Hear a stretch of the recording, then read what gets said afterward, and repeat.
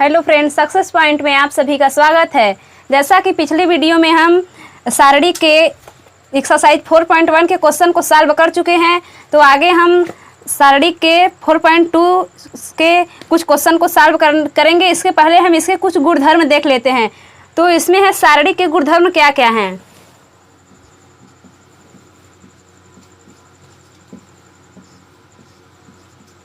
सारणी के गुणधर्म, तो इसमें सबसे फर्स्ट गुणधर्म ये होता है कि यदि हम किसी सारणी का मान इसकी पंक्तियों और स्तंभों के परस्पर परिवर्तित करने पर अपरिवर्तित रहता है। यानी एक मान लीजिए एक सारणी दिया है A बराबर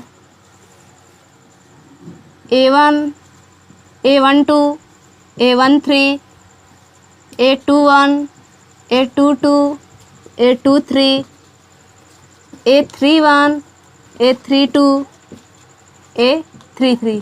मान लीजिए एक सारणी दिया है, तो हम देख रहे हैं कि इसमें 3 रो यानी 3 कॉलम तथा 3 रो है। अब हम इसके मान देखते हैं कैसे निकालेंगे। तो हो जाएगा मॉड ऑफ ए बराबर A11,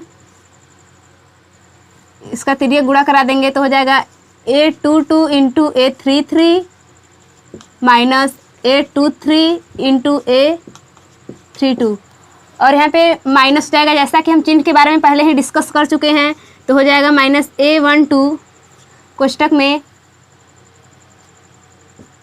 अब हम इसका तिर्यक गुणा करा देंगे, हो जाएगा A21 A33 minus A31 into A23। अब आगे हो जाएगा प्लस A13, तो हम इसका और इसका तिर्यक इंटू करा देंगे तो हो जाएगा A21 into A32 minus A31 into A22। अब हम इसके कॉलम तथा रो को आपस में चेंज कर देते हैं, तो हो जाएगा A बराबर A11 A12 A13 A21 A22 A23 A31 A32 A33। अब हम इसका मान निकालेंगे तो हो जाएगा A डैश। तो इसका मान हम निकालने के लिए देख लेते हैं। A11 हो जाएगा और इसका तिर्यक इंटू करा देंगे A22 into A33 minus A32 into A23 कोष्टक बंद।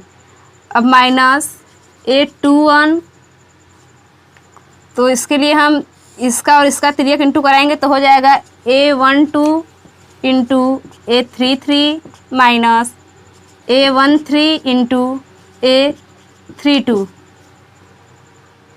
अब हम इसको लेंगे तो हो जाएगा प्लस A31 कोष्टक में A12 into A23 minus A22 into A13। अब ये दोनों होगा तो हम यहाँ पे देखेंगे कि मॉड ऑफ A बराबर मॉड ऑफ A1 होता है। यानी कि हम किसी भी सारणी के रो तथा कॉलम को आपस में चेंज कर देंगे तो उसके मान में कोई भी परिवर्तन नहीं होता, अर्थात यह अपरिवर्तित रहता है। अब हम देख लेते हैं गुणधर्म नंबर 2।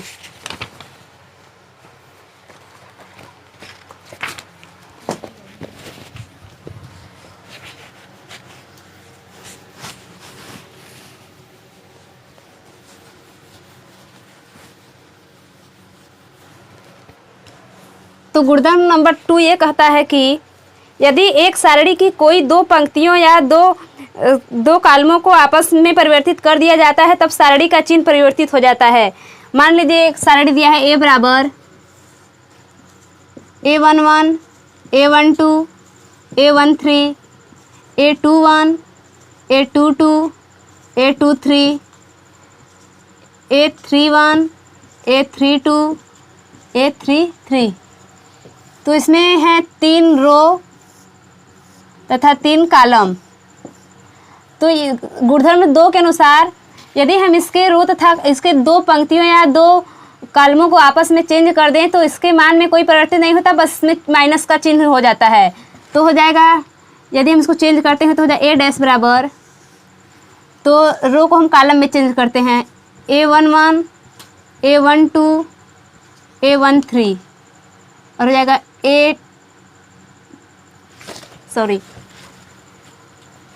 हम दो रो को आपस में चेंज करते हैं, यानी कि ये है R2 ये है R1, तो R1 को R2 में तथा R2 को R1 में चेंज कर देते हैं, तो हो जाएगा A21 A22 A23 और A11 A12 A13 और R3 को उसी प्रकार से लिख देते हैं, A31 A32 A33। तो जब इसका हम मान निकालेंगे तो हो जाएगा मॉड ऑफ A बराबर minus mod of A dash. ये हमारा सेकेंड गुणधर्म है। अब हम इसके एग्जाम्पल देख लेते हैं। तो एग्जाम्पल दिया है 2 -3 5 6 0 4 1 5 -7। तो गुणधर्म 2 के अनुसार हम इसको सॉल्व करेंगे। तो सबसे पहले मॉड ऑफ ए निकालेंगे, तो हो जाएगा 2 कोष्टक में 0 × -7 यानी 0 -5 × 4 यानी 20 -3 लेकर हो जाएगा प्लस, तो हो जाएगा 6 × -7 यानी -42 माइनस 4 × यानी 4 प्लस 5 हो जाएगा 6 × 5 यानी 30 -1 × 0 यानी 0। अब इसको हम सॉल्व कर देते हैं, तो हो जाएगा -20 प्लस 3 -46 प्लस 5 30 -40 माइनस 138 प्लस 150। अब इसको हम ऐड कर देते हैं, तो हो जाएगा 8 7 1 माइनस प्लस 150। तो इसको हम इसमें से माइनस कर देते हैं, तो हो जाएगा -8 2। यह है इसका आंसर। अब हम गुणधर्म के अनुसार इसको इसके R1 तथा R2 को आपस में चेंज कर देते हैं।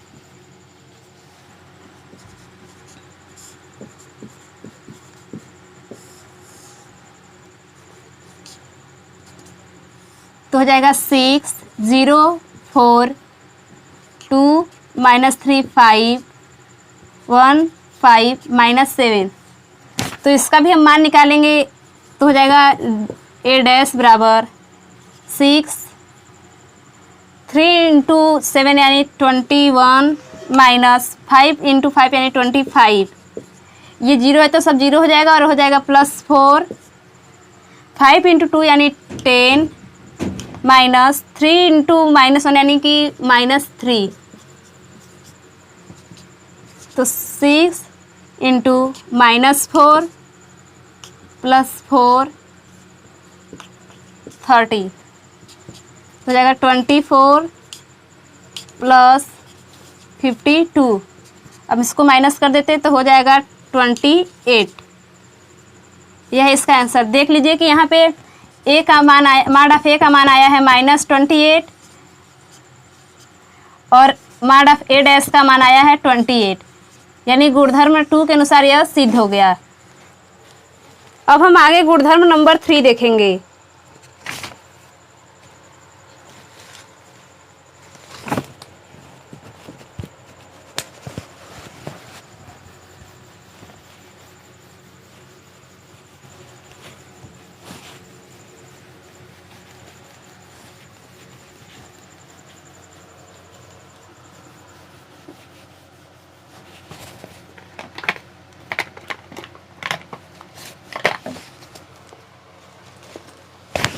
गुणधर्म नंबर 3। तो गुणधर्म नंबर 3 के अनुसार यदि एक सारणी की कोई दो पंक्तियां समान हैं तो उस सारणी का मान 0 होता है। मान लीजिए कोई सारणी दिया है A बराबर A11 A12 A13 A11 A12 A13 A12 A22 A32। मान लीजिए एक सारणी दिया है, तो हम देख रहे हैं कि कॉलम नंबर C1 तथा कॉलम नंबर C2 के सभी पद समान हैं, तो इसका मान हो जाएगा 0। यदि जरूरी नहीं है कि किसी का कॉलम ही समान हो, यदि दो रो भी समान होंगे तो इसका मान 0 हो, यानी मॉड ऑफ A बराबर 0। इसका हम एक एग्जाम्पल देख लेते हैं। 3 2 3 2 2 3 3 2 3।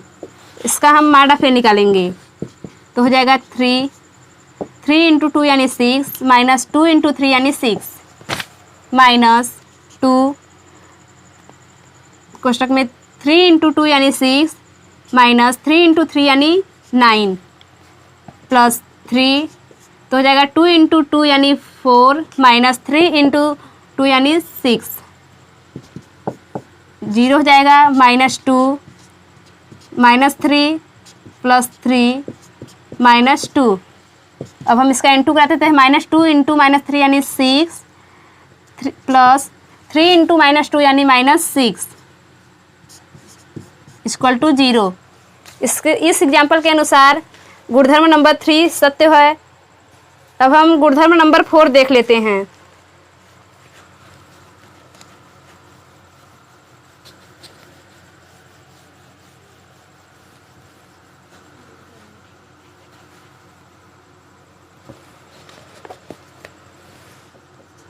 तो गुणधर्म नंबर 4 के अनुसार यदि एक सारणी के किसी एक पंक्ति के प्रत्येक अवयव को एक अचर k से गुणा करते हैं तो उसके मान में भी k से गुणा हो जाता है।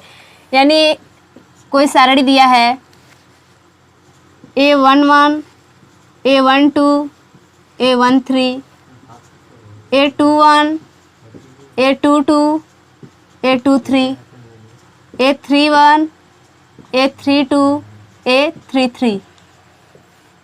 तो हम यानी कि हम देखते हैं कि इसमें किसी भी अचर k का गुणा कर देते हैं, तो यानी कि डेल A बराबर k A11 A12 A13 A21 A22 A23 A31 A32 A33।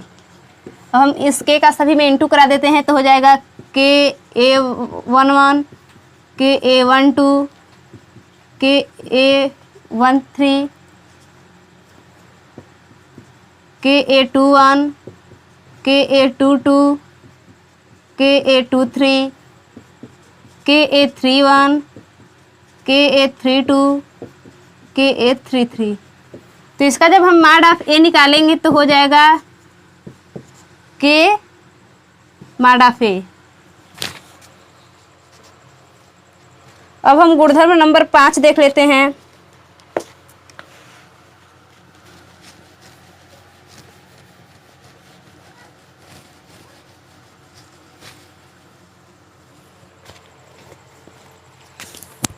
तो गुणधर्म नंबर 5, यदि एक सारणी की एक पंक्ति या स्तंभ के कुछ या सभी अवयव दो पदों के योगफल के रूप में व्यक्त हो तो सारणी को दो सारणी के योगफल के रूप में व्यक्त किया जा सकता है। मान लीजिए कोई सारणी दिया है A1 plus lambda 1 A2 plus lambda 2 A3 plus lambda 3 B1 C1 B2 C2 B3 C3।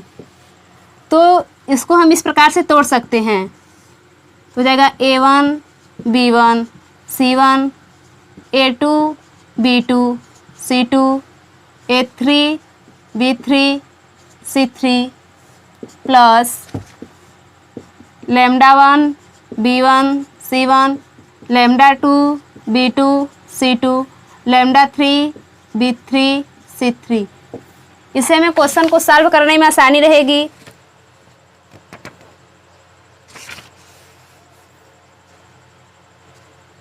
अब हम गुणधर्म नंबर 6 देख लेते हैं क्या कहता है।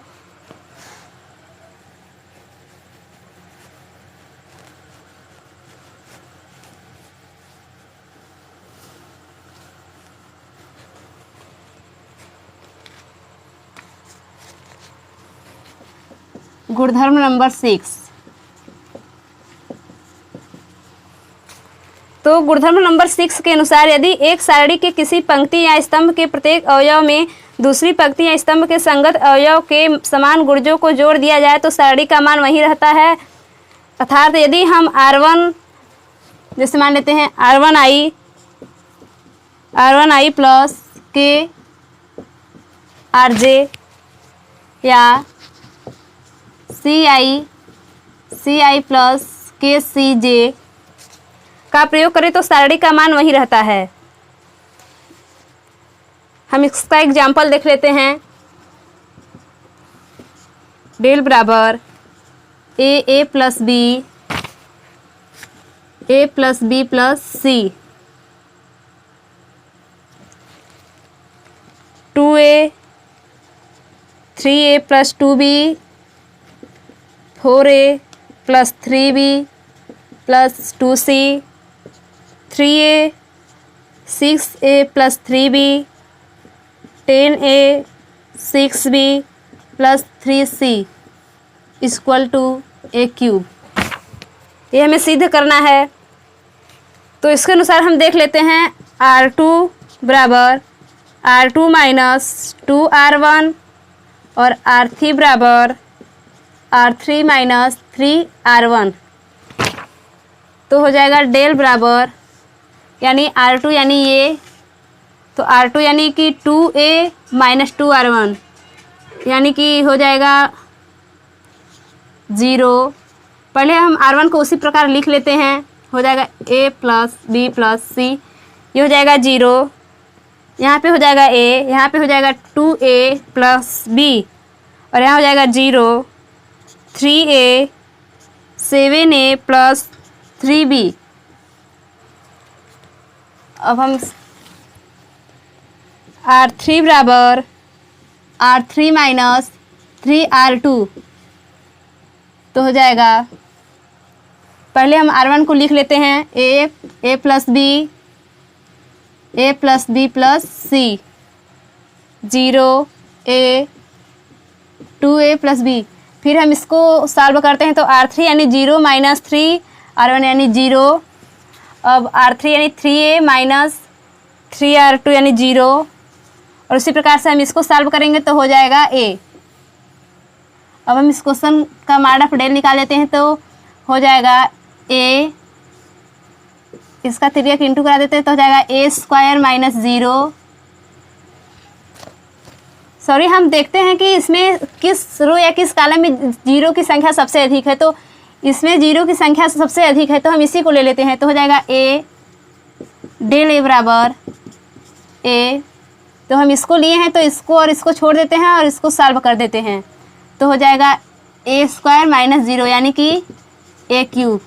आप देख रहे हैं कि LHS बराबर RHS यानी गुणधर्म नंबर 6 सत्य है।